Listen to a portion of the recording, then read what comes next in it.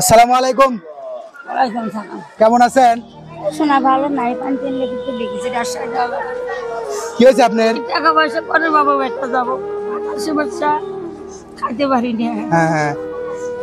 কি করবো, তুমি বেটা দিয়ে গেছিলে একদিন ওষুধ খাইনি। ও এখন কি সমস্যা? এখন তো রাজশাহী যাওয়া লাগবে। কি কি কুড়াইছেন? এই যে পানের সুবিধে লিছি, ফল লিছি, কিছু পাইছি না। কাঠ করে দেয় পান খাবো, করে মাছ নাই, গুড়ি মাছ খাতে বনে গেতে নিলে তো বেটার কাছে করে দিছে, কাঠ করে দিয়ে চলে আসছি। তাই? হ্যাঁ। সে বাসায় কে কে আছে? বাসায় আমার কেউ নাই, দিদির সাথে আমি আর থাকবো না।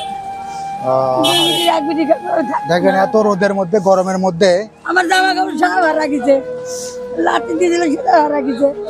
ওই তো লাঠি বলতে দিল, মা দিয়েছিল বইটা 7 সেট 8 সেট সিধা মাঝে তৈরি কাল 80 টাকা লিখে মুক্তি কাগজ দিয়েছে। আমার ছাগল খাচ্ছে, বকুল ছাগলে আমাকে তিতে করে খেলে আমি দিয়ে ছাড়বো। না না না, খালা রাগ করেন না। আমাকে বেটা তুমি দয়া করো, আমার সব হারা গেছে, সব জামা কাপড় কিচ্ছু নাই, জামা কাপড় কিচ্ছু নাই। এটা রাখেন, বুঝলেন?